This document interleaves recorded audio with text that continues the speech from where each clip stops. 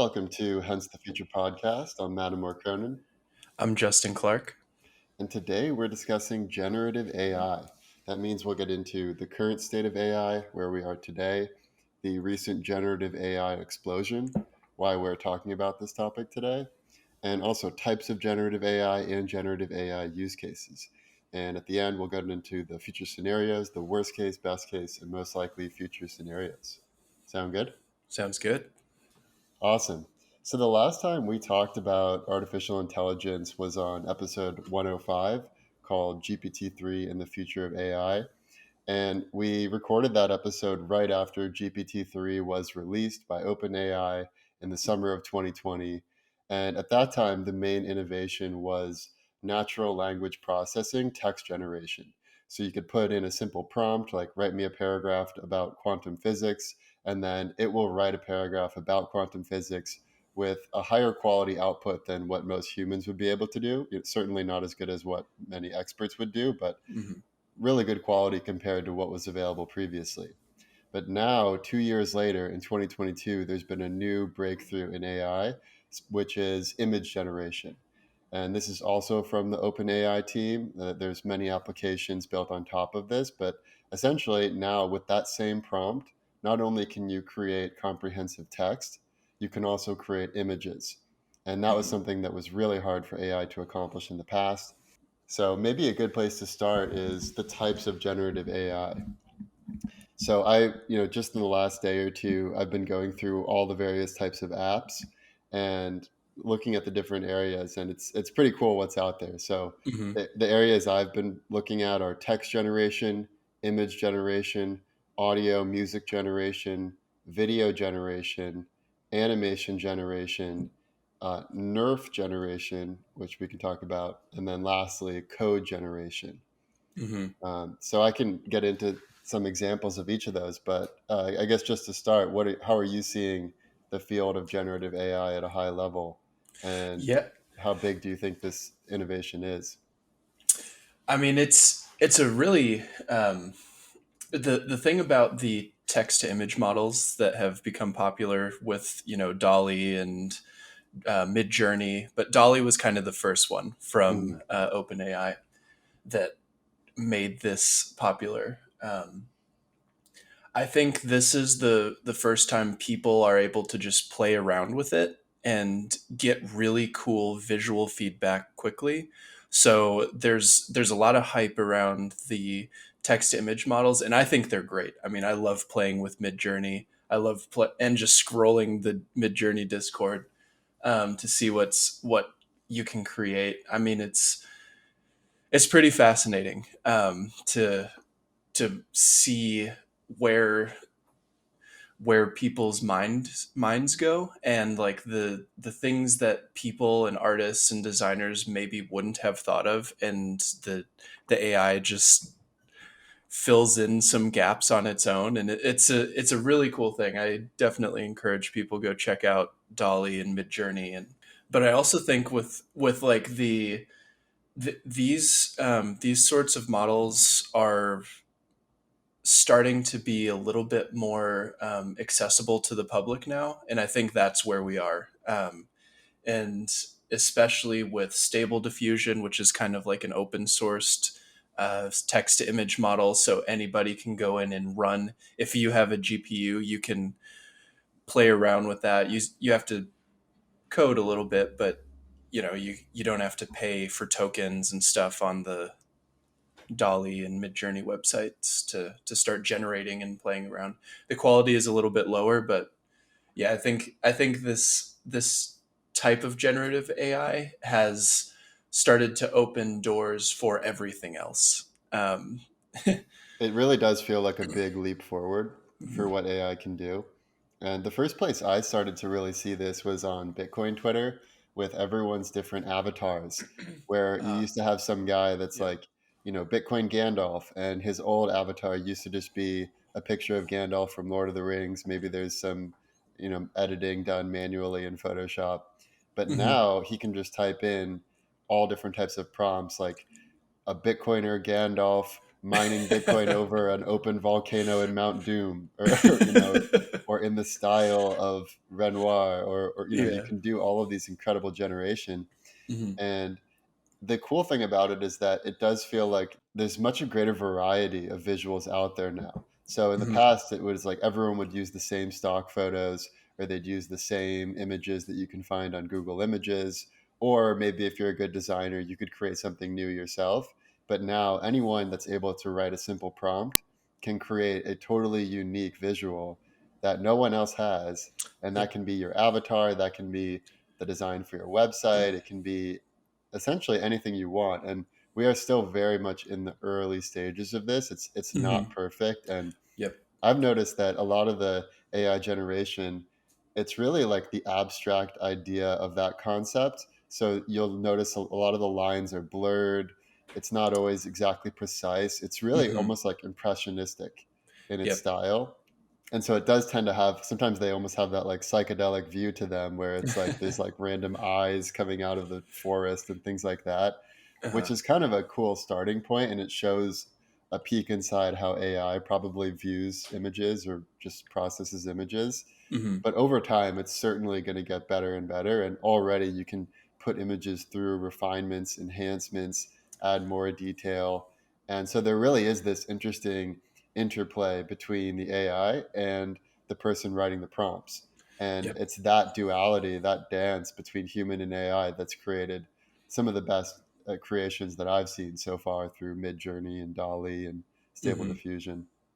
Yep. And it seems like where we are now is the size of the models is one of the most important things. There's also something to be said about fine tuning models to a particular style. So that's something that people might play around with. Stable diffusion, if they want all of their images to be similar to Midjourney. Like there was just a Open Journey fine tuning of Stable Diffusion that was released. So it's an open version of what you would kind of expect Midjourney to produce, which to me Midjourney is it produces pretty high quality stuff, and there are sharp lines. Like you can get really realistic images Hmm. of faces and cities with a lot of detail, which is pretty fascinating to me. Um, but I Yeah, do like, you can use simple prompts like hyper realistic or 4K or detailed face. There's kind of these cheat codes where if you include that in the prompt, yeah, it'll give you more what you're looking for. yeah, and that's what the next wave of designers is going to have to. They're all going to have to figure out how to interface with these generative models. You know, it's one of those things where you just have to figure out how to work with the tool, and then it can greatly amplify your output. And it's also going to allow people to explore ideas, like scientists, for example, if they want to combine some concepts visually and they're thinking about like micro microscopic particles or cells, like you might be able to generate images or series of images that raise questions in science. You know, Mm, like you it might even generate hypotheses that you can go test, because really these models are just huge interpolation machines in a way. That's just you give it a bunch of data and it'll figure out how of I mean, it's a really effective way of making realistic images from that. Like these diffusion and transformer models in general are really effective for creating realistic images, because the space of possible images is nearly infinite. Like effectively infinite from our perspective. So it's like these models have learned to traverse this latent space of or image space and come up with useful things a lot of the time, which is super cool. totally. Yeah. And I think that's why we see so many different applications. And it's not like one app has just totally won out. It seems like every day there's a new app, a new Hmm. version of Midjourney or Dolly or Hmm. and that's because, like you said, the space of possible images is essentially infinite. And so all these applications can create a particular style of output, or they can have certain parameters so you're more likely to get what you're looking for. And Hmm. Midjourney AI tends to be that kind of sci-fi CGI kind of dream world, whereas something Hmm. like Dolly Crayon is another application that tends to be more simplistic, simple characters and things like that. But Yep. there's infinite styles of applications that can be created, and the apps come and go, but the generative AI tech that's underlying this, which largely is all from OpenAI, that's Hmm. here to stay. And so I think it'd be good to just go over a few of the examples of some applications, and then Hmm. they might be totally different applications a year from now. But here's some of what I'm seeing that's really cool. So first, let's start with text generation. One is copysmith.ai. So this is basically if you're writing copy for marketing purposes, advertising purposes. So that's one example, and you can change the tone, you can change the length. There's all these settings. Another one, we already talked about it, but image generation. So Midjourney AI is probably one of the ones that people are most excited about. Hmm. Dali, we already talked about, Crayon. So those are kind of the Hmm. image generation space.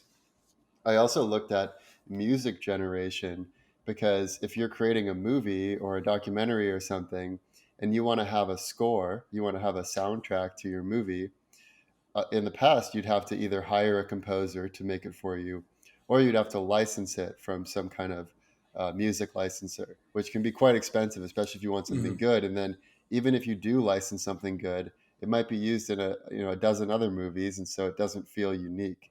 But now with score.ampermusic.com, you can actually generate different scores, and the AI will create very similar to GarageBand, where it'll generate string music, and then you say, okay, now I want to add some percussion, and it'll generate percussion to match the tonality of the string music you already have.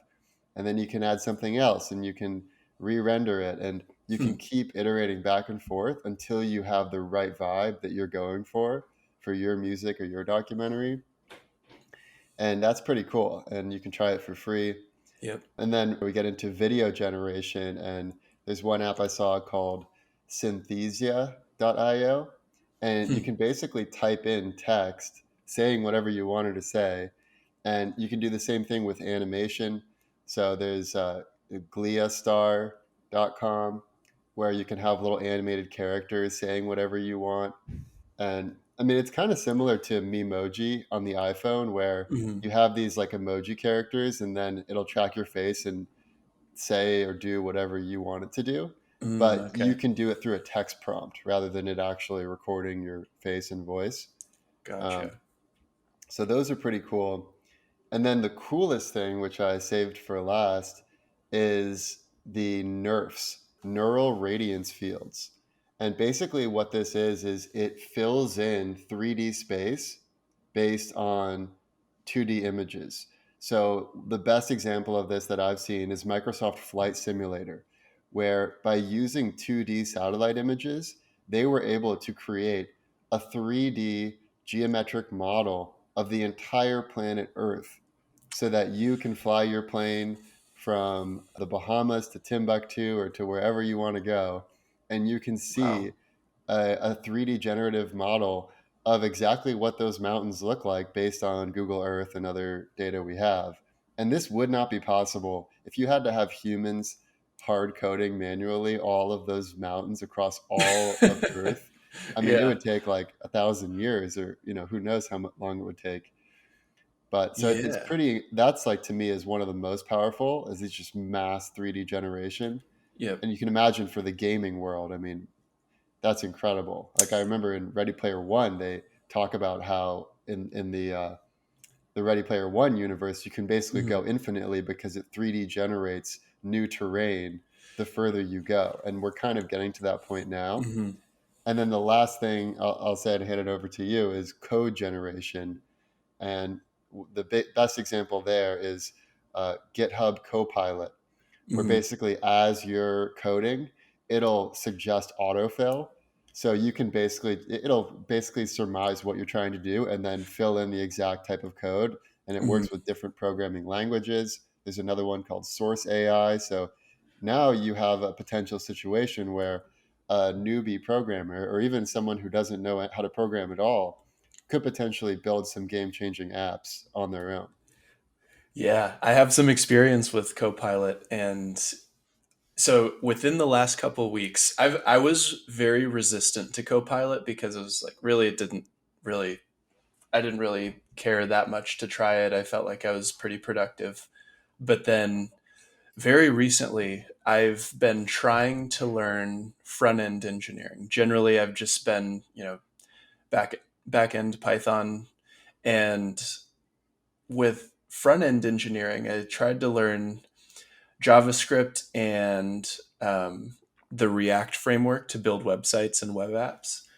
Um, so I just tried Copilot as I was learning how to use React, and it was actually really awesome. I made Wow. a Dolly clone that uses Stable Diffusion on the back end, and Wow, that's cool. it it was. It was I better mean, than you expected? it was a lot better than expected. So basically, the way that I play around with it is I'll write a little comment and tell it exactly what I want to do in plain text, like create a component that create a gallery component that renders a bunch of images in a list and whatever, like um, or create a prompt input message with this kind of styling. And it's not perfect. I will say it's not perfect, and you still have to understand the frameworks a little bit right now. Hmm. But I can see this improving pretty substantially over the next several years and making it to where total newbie programmers are able to just tell Copilot or any other code generation model what they want, and it'll build a full app. Or you might Right. even be able to design, do some Figma mockups, and then maybe from Figma these AIs can generate the code to build whatever it is that you've Totally. designed. Yeah, I mean, Um, venture capitalists will talk about how there's certain types of businesses that are pretty set in their ways. Like you can have the Uber for X, right? Like you could be the mhm, Uber for scooters, which is what Bird was. Like you can rent scooters, or so you could imagine I want to build the Uber for X, and you can just kind of prompt that, and then it'll pull in the various elements from known apps. mhm. But you could imagine 10 years from now, maybe it is as simple as writing, give me an Uber for longboarders, and, and it'll literally Yeah. just like put everything together. And then you just say, oh, let's make the style a little more whimsical or a little more like surfer themed. Mhm. And then eventually you can have everything you need for a standalone business, and you didn't even have to hire any developers. Yep. That's the thing. Like these generative models are going to increase the output of individuals so much. Like you're going to be able to for example, there's been all this talk in the news about how many people do you actually need at a company. Mm. And a lot of tech companies with layoffs and everything going on. I think startups in particular are going to be able to stay lean, very lean, potentially just the founding team and a couple others for a very long time. Yeah. Well, have you been following the shakeup at Twitter? Yeah, I It's mean, right along in those lines. yeah, in a sense, yeah, I'm curious to see how it unfolds. It seems like there's a big disruption going in, and then they'll sort of rebuild things from the ground up, which I Well, mean, there yeah. was a backlash because Elon has basically fired something like 90% of the workforce, and the only Mhm. people left are the quote unquote hardcore developers. And there's Yeah, this really funny side by side image. I don't know if you've seen, but it's like the Twitter workforce before Elon shook it up, and then the Twitter workforce I after. haven't seen it. And before, it's mostly social female types, marketers, product managers. And then now it's super dork nerd engineers with like Cheetos on their fingers. And they just look like the guys that actually do all the hard coding. Yeah. And, some people think that's terrible. It's like, oh, you're firing all the humanities majors and Hmm. whatever else. But the reality is, if as long as you have one person setting the vision and the direction, which for Twitter now is Elon, you don't need so many middle managers and people like that anymore, especially Hmm. with generative AI. You can Yep. basically just have the people that really know how to interface with computation and one person setting the vision. And then that's pretty much it. And so I think Hmm. a lot of the other big tech companies that have already laid off major part of their workforce, they're all probably looking at Twitter and thinking, if Twitter succeeds in cutting 90%, becoming way more profitable, and not really having any downsides, I Hmm. could see a lot of big tech laying off an even bigger percentage of their workforce. And I think this also speaks to just the way technology is going kind of favors smaller, more nimble teams. Whereas in the Hmm. past, in the, let's say like the dot com to 2020 era, that favored basically growing as fast as you could. Like, how many Hmm. people can we hire at Amazon, at Facebook, at Google, at Twitter? Just Hmm. hire as many engineers, grow as fast as humanly possible, because then you get all the leverage and you basically become the monopoly in that area. Hmm. But now it's switching, and it's a lot to feed all those employees and keep up the big fancy offices. And that can hurt you when we're in a bear market like we are now. Hmm. And on the flip side, you can do way more with less now. You don't Yeah. necessarily need dozens and dozens of middle managers to get things done anymore. And that trend is only going to accelerate over time. Yeah. Yeah. I mean, we really are entering an era of, and maybe this is always, this is always talked about with revolutions that happen, when the factory um, lines and the manufacturing output really increased for certain industries, and the printing press, all of these innovations led to a huge decrease in some kind of jobs and then a huge increase in other kinds of jobs. And I think right now, like for the foreseeable future, there is not going to be, like, AIs are not going to be taking people's jobs in the direct sense, but they will be making it so one person can output a lot more high Yeah. quality One stuff. person can do the work of 10. Yes. And when that happens, like, people, like, it's hard to see what, like, macro trends in the long term, like how that's going to shake out. But if people learn how to interface with these models and these just generative AI in general, there's going to be a great just increase in things out there that are able to be made, and Hmm. hopefully it sort of democratizes the ability to just create a business or do anything you want to do. I think it's going to give the average person a lot more ability to do whatever it is and build whatever it is they want to do. I totally agree. Well, let's talk a little bit about the use cases for generative AI, and then we'll get into the future scenarios. Cool. So, as far as use cases, there are obviously a lot of opportunities here. And so, if you're a listener of this podcast and you're thinking, how can I actually leverage generative AI? There's a couple areas that jump out at me. One is you could build applications. So, like Hmm. we mentioned earlier, there's infinite ways you can apply the OpenAI technology to generating images, generating text, generating animation, video, music, all types of things.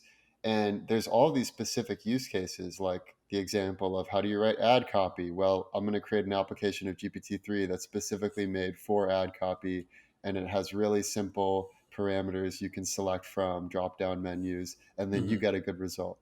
So that's one opportunity, is actually building these applications.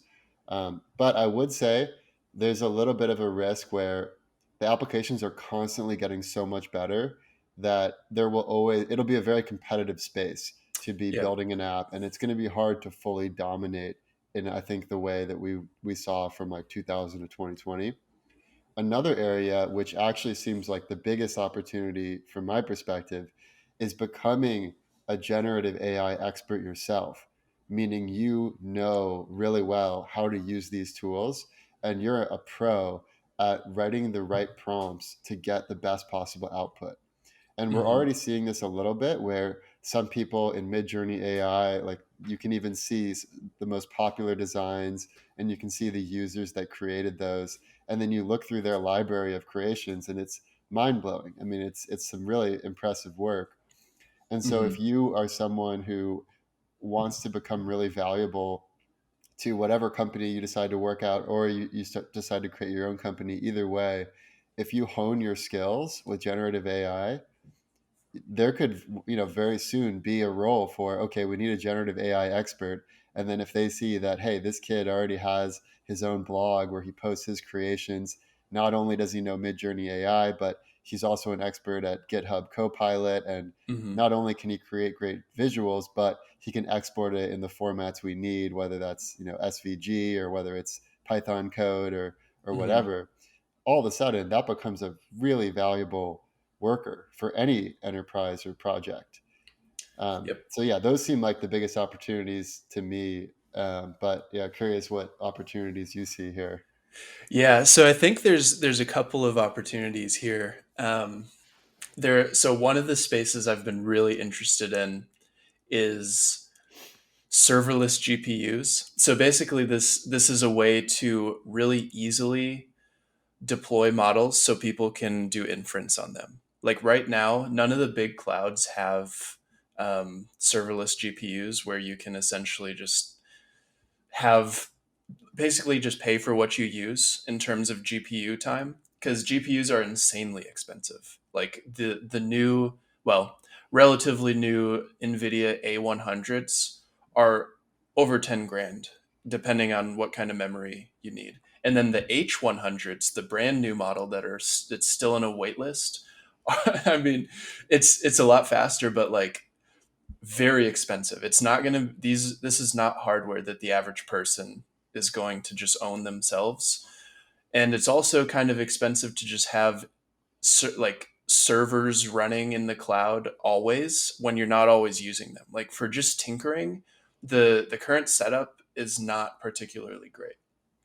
Um, if you don't own your own GPU. So I think there are some companies out there that are offering serverless GPU like compute services, which is going to be pretty sweet. And I also think another opportunity is like I think there needs to be a marketplace of models and Mm. fine-tuned models and an easy way to fine-tune models. Um, because fine-tuning is going to be where most of the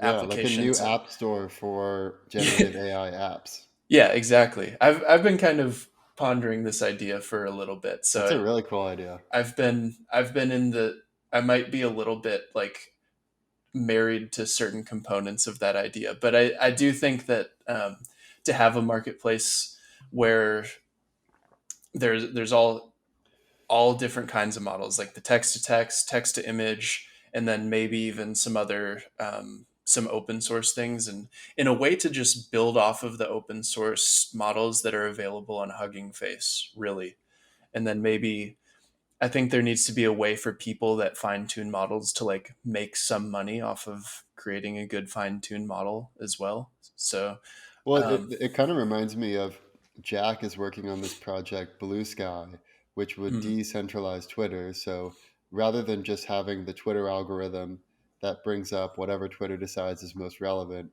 you mhm, could plug in your own algorithm and say, hey, I want the funniest tweets to rise to the top. And then you'd have some AI basically sort through tweets based on humor level. And who knows mhm. how good it would be originally, but it's pretty cool that you could basically curate whatever experience you would want Yep. by plugging in your own model. And you could do the same thing with if you have a certain style of image. Like every artist, I think, has their own unique style, whether you're Picasso or more modern artists. And if Mhm. you could basically create a model that was in your style or whatever you liked the best, Yep. that would be cool. You could almost have your own signature of creation, and then the model itself becomes the artist in a way, but Mhm. it's done with the guidance of the artist. Yep. Yeah, I mean that would be a really cool thing. And like the ability to tell stories, like tell visual stories now. I think like web comics or Yeah. something along those lines. I think those will be the early applications. Cuz I think to make a full on like movie or short or something would take a lot of effort right now, Hmm. because the ability to keep a consistent character throughout the video generation process is a little difficult. Um, Now, Yeah. if there might be some way to do some post processing, because some of these image models are able to like do like fill in if you like highlight a certain part of the image, and then Right. It'll they'll render put it. something like in that, so you could take a real image of a photograph you took with your camera, and then you just want to generate something in a small area where there was a building or a sign, and you just want to put something there or maybe just remove it. The Hmm. model can do that now, so there might be some way to use those kinds of things to create animations still a lot more quickly than you would be able to today, where you're just kind of rendering frame by frame with a little bit of like automated motion between frames. But um, Yeah. yeah. Plus, there's always the question of, are you cutting corners and creating a less quality product because it's easier? And the Hmm. biggest example that comes to mind there is looking at Peter Jackson's Lord of the Rings trilogy compared to the Hobbit trilogy. And the Hmm. Hobbit trilogy came later, so all else being equal, it should be better from a graphics perspective. Hmm. But what we, or at least my own opinion, is that the trilogy is so incredibly riveting because every single orc, for instance, Hmm. is an actual actor who has specific makeup that is not the Hmm. same as the makeup of any other orc. So just the level of detail, you don't even necessarily know that there's that level of detail when you're watching the movies, but you can sense that this feels very real. And Hmm. because of that, all the scenes are gripping. And if you Yep. compare that to the CGI Hobbit trilogy, where it's just all CGI generated orcs and dwarves and whatever else, it just feels like this kids movie. I mean, I know it was meant to be Yeah. more of a kids movie, but it doesn't feel as gritty or real or resonant Mm. as you had when you had real actors playing all the orcs. So I think that's going to be a big hump for us to get over, is when can we get to the point where it's as realistic and as riveting as if you actually hired individual actors. And Mm. I think we're probably realistically at least 10 or 20 years out from that. Yeah. But we're going to get close to that fairly soon. I think It, that that's a really good point. It means something when every detail in a film was chosen explicitly, right? Instead of mhm. just like trying to fill in the gaps because we need to fill in the gaps, or we need to, Yeah, or there's even on the subreddit for Rings of Power, the new Lord of the Rings Mhm. Amazon series. There are some scenes in that show where even with extras in the crowd, they will literally copy and paste different extras, and you'll notice the same exact person is in the crowd multiple times because they Uh, probably didn't want to hire all the extras, and so, but they wanted the crowd to feel full, so they yeah. just basically copy pasted the same people over and over. And if you're a diehard fan, that's almost like a slap in the face. It's like Peter Yeah. Jackson made individual orcs at scale for all of these battles, and you can't have 50 extras that are real people. Yeah. Yeah, I still need to watch the last two episodes of that. I dropped off. But, I'm glad they're at least expanding the world a little bit. Kind of like Oh Star yeah. Wars. Like Star Wars I think has done it extremely well in their ability to like keep building on the world. I think Mm. if the Lord of the Rings directors start to, and that whole Middle Earth and Silmarillion world, Yeah, I would love for everyone to be able to create their version of Lord of the Rings uh-huh. ad infinitum. Yeah. Like I don't really I think most intellectual property is actually contrary to the what is best for humanity. Because, Hmm. and this does get into a question of generative AI.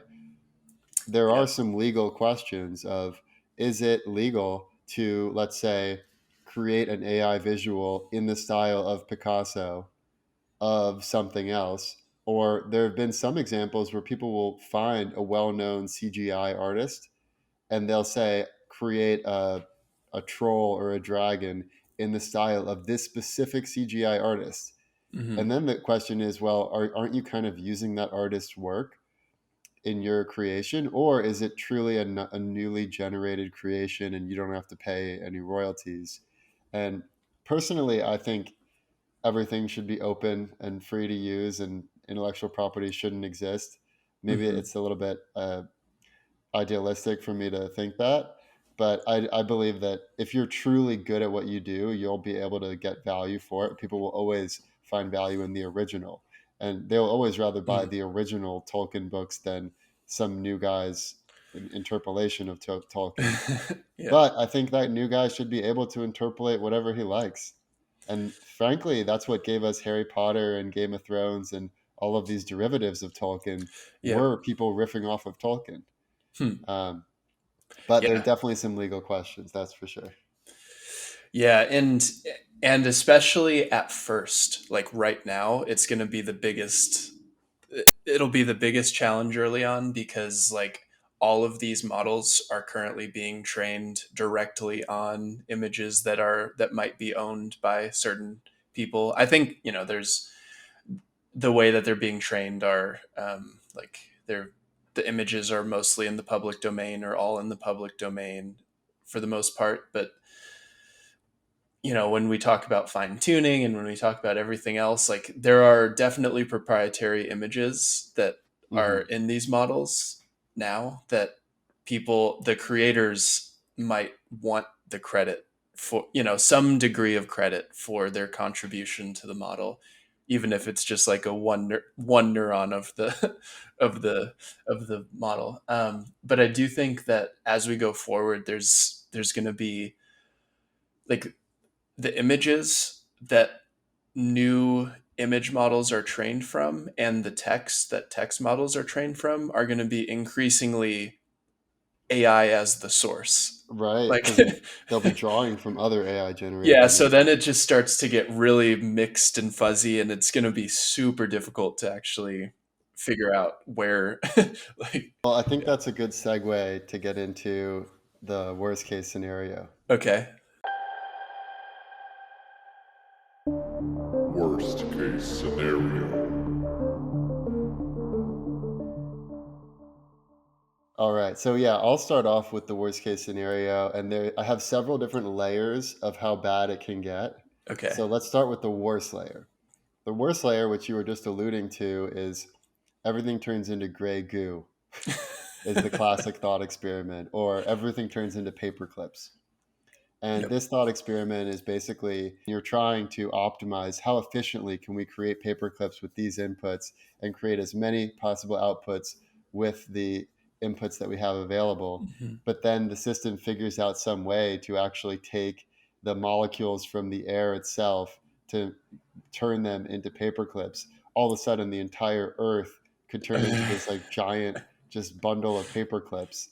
And these are obviously ridiculous thought experiments. I don't actually think this is going to happen, but there it is worth just being aware of. If it does get so good that Mhm. it can literally do whatever we prompt it to do, there is risk in that, especially if all people around the world have these types of things, and Mhm. especially if it actually relates to the physical realm. Not just things happening in cyberspace, but actual Right. physical things being created, or energy being drained. The Mhm. grid goes down.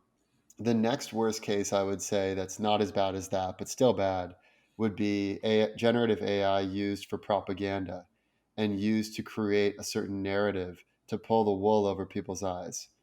And then I would say the next worst after that would just be simple disruption of the job market. Yep.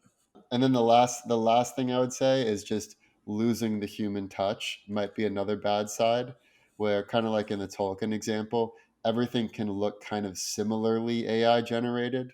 Hmm. rather than being totally unique in its generation based on human machine interaction. Everything Hmm. could just kind of look like this AI gobbledygook. And Yeah. that's obviously not ideal either. Yeah. Yeah. I think it's a nice spread of the worst case scenario. I think a couple of things I might add there is, let's say in the next couple decades, augmented reality and VR is going to be a huge part of regular existence, probably. And with that, I think generative AI is going to be a huge component. And I worry that if everybody is do it like generating their own worlds to hang out in, generating their own visuals that they are stimulated by in whatever sense, like it could lead to this situation where this is almost drug like, and people just get whatever they want at they have whatever they want at their fingertips visually. Mm, And I think it can really mess with the dopamine system. We are humans, and we could become addicted to these sorts of this visual stimulus in a lot of different ways. Um, and I think yeah, it's that's like the just Wall-E view of everyone's chat on scooters, yeah, or even the Oasis in Ready Player One. yeah, yeah, yeah. And I think that it's just and Ready Player One is nice because you're at least interacting with other humans. Hmm. Now that I've heard one ig- potential application that we didn't talk about yet is if you have augmented reality glasses, generative AI models might be able to overlay some sort of world on top of the world that we're walking through. So we might be in a concrete jungle in New York City, but this this augmented reality might generate like lush plants everywhere, and it might look like you're walking through a huge forest where the skyscrapers are replaced with gigantic trees that are Yeah, almost yeah, just really fantastical images. And if people are walking around in like these totally different realities, like I wonder if, kind of like you said, we might lose the human touch or the human connection of like people are just there's no shared reality anymore. Everyone's yeah. seeing something different. Plus, something you mentioned earlier, I think, which is a really big risk, is this idea of the recursive data that's being used to feed the AI Hmm. is actually drawing from stuff that's AI generated. And we've talked about how there's risks once you achieve super intelligent AI, but there's also risks when it's not that intelligent. Like GPT-3 now doesn't actually understand what's being said. It's Right. just taking all the different encyclopedias and blog posts and Wikipedia and whatever and Hmm. creating an output that sounds legit, but Yeah. you don't necessarily know that that's the legit. So if you're totally taking your input of what's true from an AI, like let's say a kid who grows up with an iPad 20 years from now, and a lot of the stuff he's drawing from is stuff other people have generated by AI, you could almost go down some bad rabbit holes where you end up on something that's not actually true, not actually connected to the real Hmm. world, or it's like demented in some way, or Yep. so there is always that alignment problem. How do you actually align the AI for what's best with humanity? And you Yeah. hope that there's enough human feedback that it always stays aligned in a nice way, but it is a fundamentally different environment once generative AI is already out there than when you first start feeding it data that's been created in a very organic way from people writing blogs and books and things like that. Hmm. And maybe there just needs to be some way to like have a stamp of the train, like where does the training data come from for some models? Yeah. And it's like this model is trained with this percent, already AI generated stuff, and then this model is like the gold standard. It's totally Yeah. 100% human generated training data. And USDA human certified. Like one model that's just trained on Alan Watts books and lectures. That would be cool. I'd get that AI as my assistant. Yeah. No, I think those kinds of things are probably gonna be really helpful to navigate the space because you're right. There could if you're I've seen I saw a startup that is creating a search engine that's just GPT-3 based where it just answers your questions that you type into it. And I see that and I'm like, that's Yeah, yeah. there's a lot of room. You know how people will store heirloom seeds in these big depositories underground? Yeah. Yeah, so because the risk is that eventually if all the seeds are Monsanto GMO seeds, then all of a sudden we don't have blue tortilla chips from Mexico, or we don't have Mhm. heirloom tomatoes that have been evolving for millions of years. And you can imagine a similar thing where if you become an archivist of real human creations, like physical library of books, Mm. or you put all this information on hard drives that are not connected to the internet, and then if anything goes haywire with AI or generative AI, you could go back to basics and you could say, Hmm. all right, let's start over again. Let's just feed them all the Encyclopedia Britannicas, all the the best novels of the 19th and 20th centuries, and you Mm. could become like someone that safeguards that untainted human information from generative AI. Because you're right. Like if you get to the point where you're just typing into generative AI like Google, how do you really know that the output is sound? It's Yeah. essentially a black box. I mean, Google already is a black box, but this is one Yeah. level more of obfuscation. Hmm.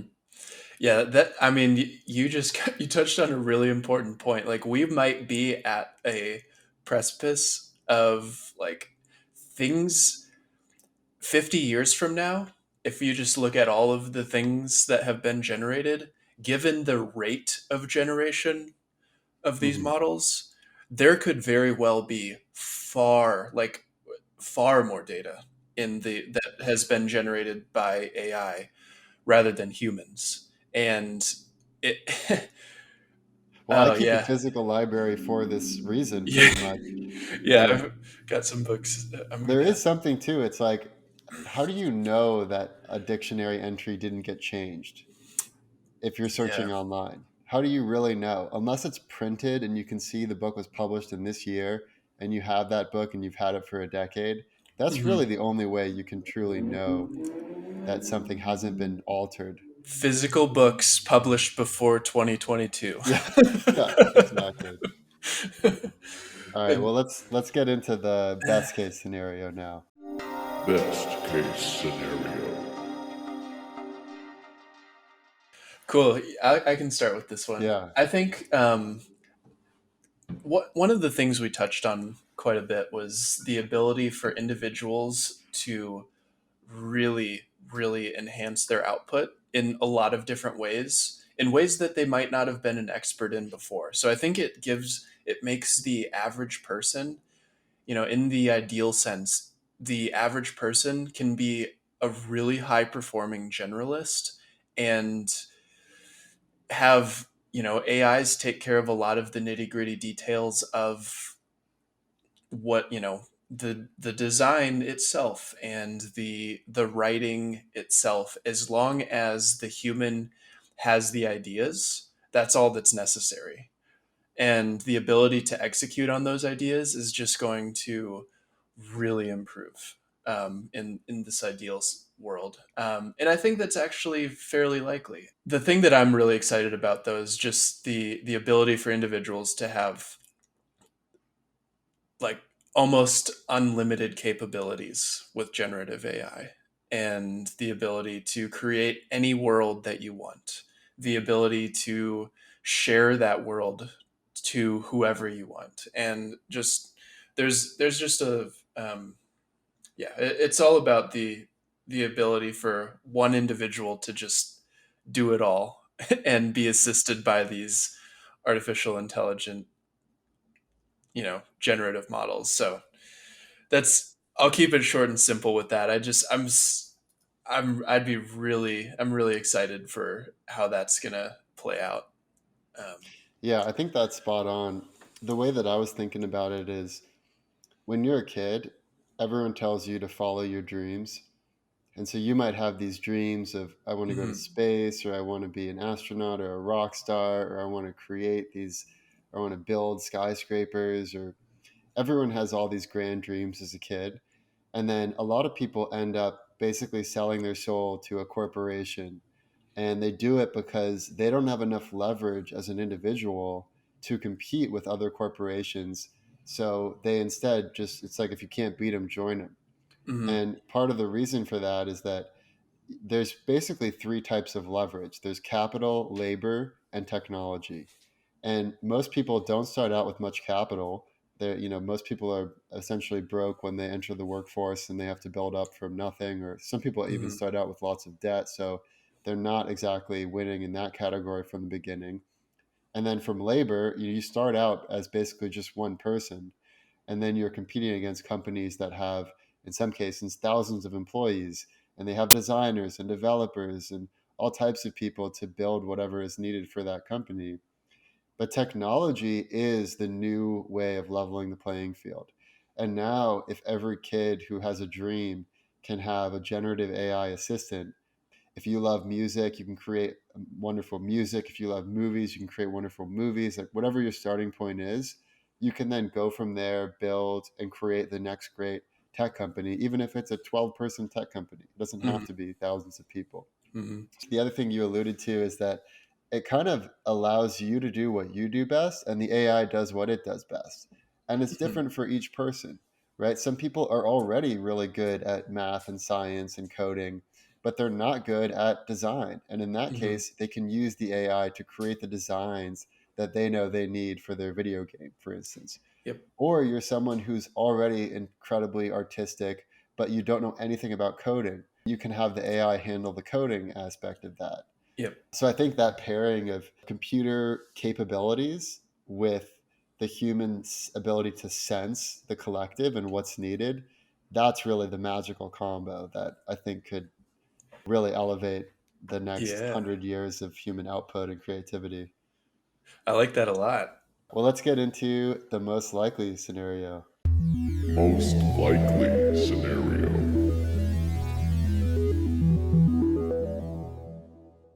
So I think the most likely scenario is we're going to see the worst case scenario pan out, and we're also going to see the best case scenario pan out. Not just an average of the two. There will be people's lives who are potentially ruined because of generative AI, especially in this world where we're in this transition phase where I think it's going to maybe be like some people aren't going to learn the interface to generative AI, and they might be left in the dust if they don't. I feel like people that do go with the creating whatever they want are going to have a completely hijacked dopamine system if they are just creating anything, literally anything that they want. Like that's I can imagine.